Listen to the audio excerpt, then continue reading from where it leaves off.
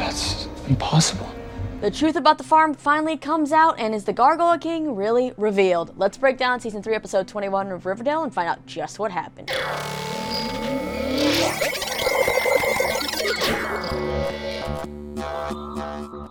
What's going on, you lovely people? Lisa here, and welcome back to another recap of the ridiculousness that's known as Riverdale, that we love and hate, but love to hate and hate to love. I don't know. You guys, seriously, just when I thought this show couldn't jump the shark anymore, we have tonight's episode where we learn what Edgar is really doing with the farm.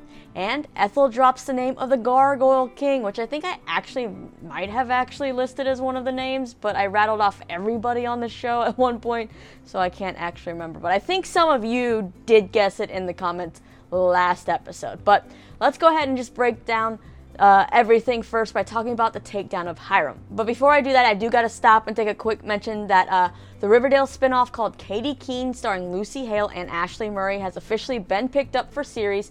So yes, Josie, we'll see her on our screens again as she is heading off to New York, and thank God someone was smart enough to get the hell out of Riverdale and go to a safer place. Well, hopefully a safer place. But back to business now with this recap. So we learned last episode that Veronica doesn't actually own Pops or Le Bon Nuit, and Hiram duped her, and she's pissed, so she enlists Archie and Reggie to help her take down Evil Daddy. Veronica kicks her plan into high gear when Hiram tells Hermione that he is planning on privatizing Riverdale by basically showing how rich he is and buying the whole town, and he's going to do it with or without Hermione's approval, since Governor Dooley's already backing him.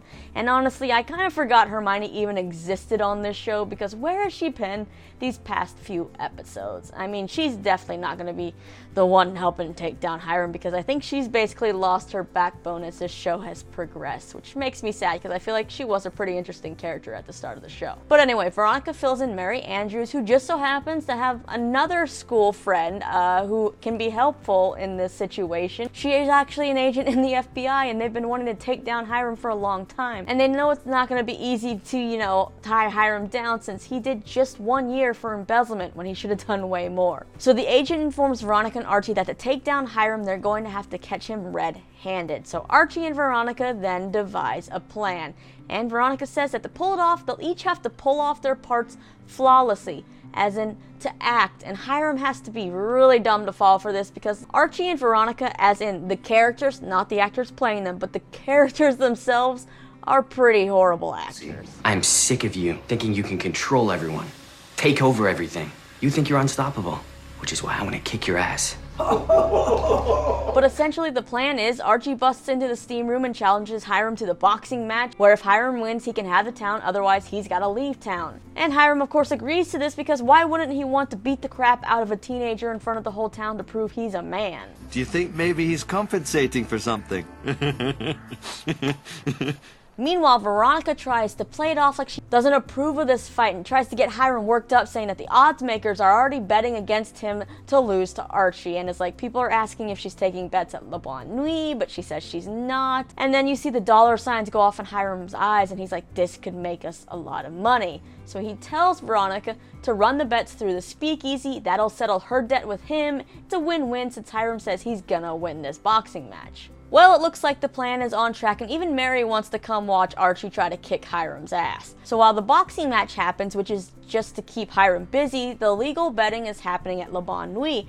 And I don't know who thought it was a good idea for Veronica to sing Beyonce, but that happened. And as the boxing match gets more intense, the gloves come off, Archie's really getting his ass kicked. The FBI finally show up at Le Bon Nuit as Veronica tells them to meet FP outside, and they go to the El Royale. And just as Hiram is about to kind of put Archie out of his misery, that could be like the death blow, Veronica comes running in to tell Hiram to stop, and then FP comes in to arrest Hiram. And of course, Hiram is pissed that his daughter betrayed him yet again, but I think he's more just pissed he got outsmarted. Veronica then tells Hiram she's won and his assets are being seized and it's all over, and she smiles and just walks away as Hiram, he actually looks defeated. So is this really the end of Hiram Lodge? I kind of hope so, but I feel like it won't be.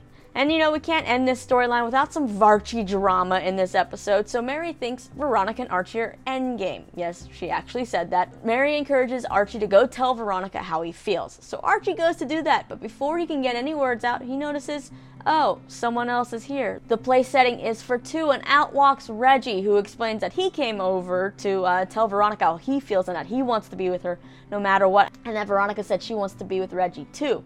So when Archie asks Veronica if it's true, she actually doesn't say it's true. Instead, she just says, "That is what I said." Which, if I was Reggie, I'd be like, wait, really? You're gonna say that's what I said? But you should be saying that's true. I want to be with Reggie. He should have pieced out, but instead it's Archie that just leaves and is all sad and alone once again. And well, like I said, let's just hope that this does signal the end of this drawn-out saga of Veronica and Archie versus Hiram Lodge. Part of me is kind of sad that Hermione did not get to be a part of this takedown and gain back some of that confidence and that boss lady side we saw of her in those first few seasons.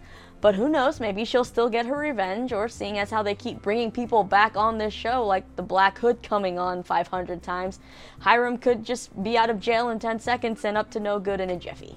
But now let's move on to the Gargoyle King and the farm reveals. So Dr. Curdle Jr. pretty much confirms that Hal's hand was actually sawed off, which is not an easy task, so Hal was very committed to making people think he was dead. But just why does he want the Black Hood to reign again? Meanwhile, Betty is at the farm and doesn't want Jughead to come get her until she figures out the mystery going on there. So Jughead decides he's going to go off and search for a connection between the Gargoyle King and the Black Hood. So he tracks down who passed on that invitation that eventually got to Betty on prom night, and that kid says he got it from this homeless looking boy, which Jughead knows is Ricky. So with Jellybean's help, Jughead finds Ricky in the woods, who is about to flip for his fate because he wants to ascend, and Jughead stops him just in time. And Ricky's pretty upset, so he sicks his troop of lost boys with their spears on Jughead. Jughead quickly runs off to the safety of the bunker, where he's pretty surprised to find Ethel hiding out, who then steals a line from Star Wars to ask Jughead for help. Help me, Jughead Jones. You're my only hope. Help me, Obi-Wan Kenobi. You're my only hope. Now, Ethel is hiding from the Gargoyle King because, yes, she is given back into a playing G&G, and she now thinks the Gargoyle King wants to kill her for failing her quest. Now, Jughead is pretty angry at first and demands answers, but Ethel says she can't betray the Gargoyle King because she loves him, which is kind of gross. Jughead then calms down and gets Ethel to agree that they just need to end this game. So they go back up to the surface and tell the Lost Boys that this quest is finished and that Jughead is on their side, but we find out that Ricky's already run off, probably to tattle back to the Gargoyle King, while the littlest Lost Boy, Jack, has also run off to the bus to try to find his knife. So Jughead and Ethel go to find him and end up being cornered in this bus by the Black Hood. Now they're actually able to escape and lock the Black Hood in the bus long enough to get away. And then they go to see FP, who says that the Lost Boys will be safe under the deputy's care until the Gargoyle King and Black Hood are caught. So they're safe, and it's just kind of like, where are these kids' parents? Why are they letting them run around with spears? Do they not care what their kids are doing? Anyway, in return for Jughead's help, Ethel offers to tell him who the Gargoyle King is, and she does, and she says it's none other than Jason Blossom. Yes, a surprise, but not a surprise at the same time, right? I mean, even Betty isn't that surprised when Jughead calls her to tell her, like, she's like, that's not a ridiculous sounding thing. I've heard more ridiculous things just today. So yeah, she's working on her own mess at the farm and is not really fazed by what he has told her. But Jughead needs his proof, right? So Jughead goes to dig up Jason's grave and finds the casket empty, so it looks like Jason Blossom is currently our prime suspect for the actual Gargoyle King. And now we just have to figure out how he on Earth survived or faked his own death, and why the heck he'd want to be the Gargoyle King. Meanwhile, at the farm, Betty is told by Polly and Alice, with Edgar, of course, at their side, that when Betty was 8, she spent some time at the hospital where the doctors discovered that she has the so-called serial killer genes, which no one else in the family has, not even Hal, which already is sounding suspicious, right? Since her dad is a serial killer, why wouldn't he have those markers in his brain? Well, they really lean into Betty confronting this darkness inside of her, which we know as Dark Betty. So Betty decides to have her first session with Edgar, who puts his little Newton's cradle, you know, those little metal balls that just swing back and forth and hit each other until you stop them, basically. Well, Edgar puts that Newton's cradle into motion, and all of a sudden Betty is basically hypnotized and wakes up in a room confronting, well, herself, Dark Betty. And then she wakes up and Edgar asks her if she felt anything, and Betty says she felt like a sharp stabbing pain in her forehead. Edgar then says that healing is painful, but together they can discharge the pain forever, whatever that actually means. Well, Betty's gonna find out because she then calls Jughead to explain everything that's happened, and as she's talking, she realizes she's probably being hypnotized by the sound of Newton's cradle, and so she decides that next time she's going to find out the truth with a little help from her candle. But before she does that, she goes and has lunch with Cheryl, Tony, Fangs, and Kevin, and they're talking about how happy they are lately, the procedures they've had done, and how their pain is now gone. And Tony's the next one to have her procedure. And they explain that Edgar transforms their emotional pain into physical pain so that it's easier to get rid of. And these procedures, so-called procedures, are what's taking away that pain. Betty then sees Kevin's scar on his side and back and realizes that this is not a little procedure, that is a massive scar. But of course, Betty's nosiness is making these friends turn against her. They think she's crazy. And then we see Betty walking with Polly, and Polly is telling Betty she's so proud of her. And then Polly mentions the time that Betty pushed her down the stairs and how she forgave her for that years ago. But this raises concerns with Betty because her so-called dark Betty also mentioned this specific incident. Now when Betty goes in for her second session with Edgar, she puts candle wax in her ears when he's not looking and plays along as he starts his little Newton's cradle again, and she's taken to a room where dark Betty confronts her yet again. But Betty holds out, playing along, and she sees that it's just Polly dressed up as Betty. So now we kind of know how Alice is seeing Charles and Cheryl thinks she's seeing Jason, although Cheryl might actually be seeing Jason at this point in time since he's supposedly alive and the Gargoyle King. But yeah, they're hypnotizing them and making other people dress up in that way. They're thinking they're seeing them. Yeah, so it's not drugs, it's hypnotization. Now Betty once again tries to explain all of this crap that's going on to Cheryl, Tony, Kevin, and Fangs, but once again, it's like just in one ear, out the other. They blow her off, and Cheryl's like, give me some proof, Betty. And well, yes, for proof, Betty's gonna go find some proof. And Betty remembers that she passed Evelyn's room and saw Evelyn hooked up to some machines. So Betty goes to ask Evelyn what on earth is going on, and we learn Evelyn's been on dialysis because she's been sick since she was a kid. Betty then notices though that Evelyn is being given immunosuppressant drugs which lower the risk of your body rejecting an organ after transplant. Basically, Betty puts two and two together, and Kevin's scar with Evelyn being on anti-rejection meds means that Kevin's kidney might actually be in Evelyn. So Betty runs off to that infirmary where she opens the fridge or the freezer and finds tons of harvested organs and blood that have a pretty hefty price tag attached to them. So yes, basically the farm is a farm for harvesting organs, which is just disgusting. Well, Betty takes a kidney from this freezer, goes to Cheryl and was like, here girl, here's your evidence, you believe me now. And Cheryl finally does, and she sprints off to the infirmary because Tony is scheduled to have her procedure right then. And they end up escaping and try to go out the same way that Tony snuck Betty in that one time, but the door's now locked, of course. But they find an unlocked window, and Tony gets out of the window, but before Cheryl can, Cheryl closes the window in order to sacrifice herself and tells Tony to escape while Cheryl stays behind and tries to kick the guard's butt. Meanwhile, Betty tries yet again to tell Kevin and Fangs what's going on, but they are just too far gone and won't listen to what Betty has to say. Instead, they try to, take her down, and Betty tries to escape, but the next thing Betty knows, she wakes up in the infirmary strapped to the bed with Edgar looking kind of creepy with his bloody apron ready to just cut her open. And of course, that's where we end this week's craziness,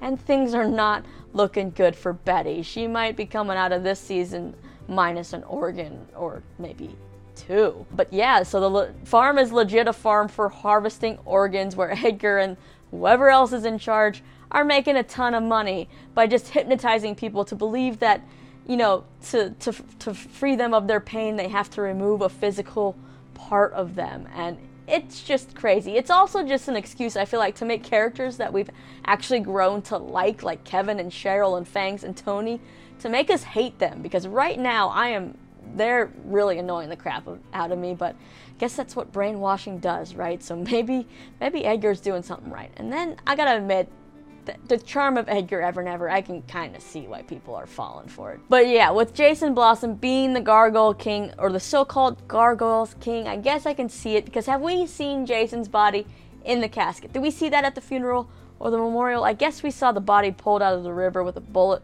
in the head, right? It's been so long since season 1.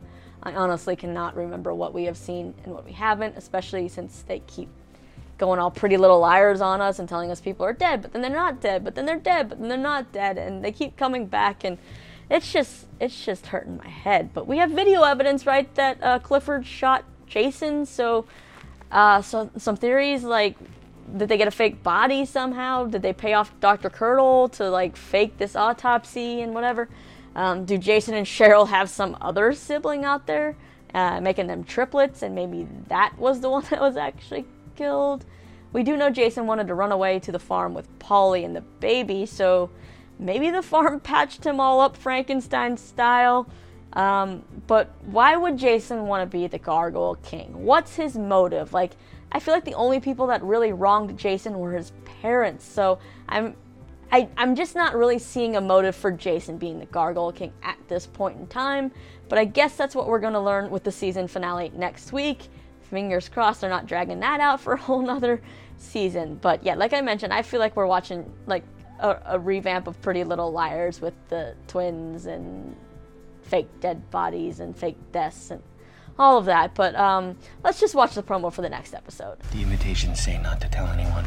So it's a trap. I will kill you and your friends. We're getting out of this house of the devil. That's suicide. I refuse. The ascension is upon us. You're nuts.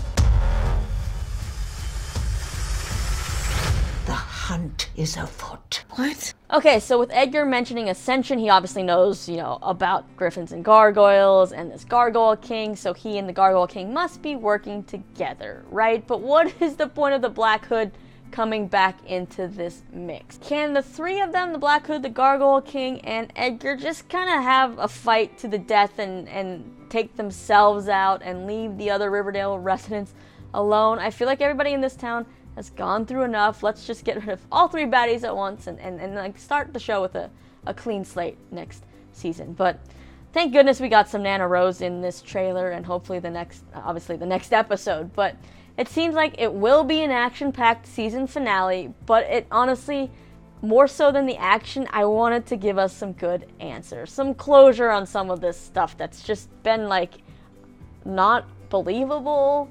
How are they going to tie that all together? That's the questions I need to know. I know we're not going to get all the questions in the finale, because then why would we tune in to the next season? They got to leave us with some weird cliffhanger. But either way, the finale is right around the corner. Fingers crossed we do get some answers. But hit me up in the comments and let me know what you thought about the big reveals in this week's episode. Do you think Jason Blossom is really the Gargoyle King? And if he is, how did he survive, and what's even his motive? Why on earth is the Black Hood even part of this story again? Like, what does he want out of everybody? And do you think Hiram has really been shut down for good? Let me know all your crazy thoughts, theories, reactions, whatever you want. And then after that, you can check out some of my more recent interviews right over here. I've got some Shadowhunters, Arrow, Descendants 3, Cobra Kai interviews, all kinds of stuff. So be sure to subscribe so you never miss any of my recaps, my interviews, and all that fun stuff. We'll come back to talk about Riverdale next week, and I'll see you then. Bye, guys. Thanks for watching.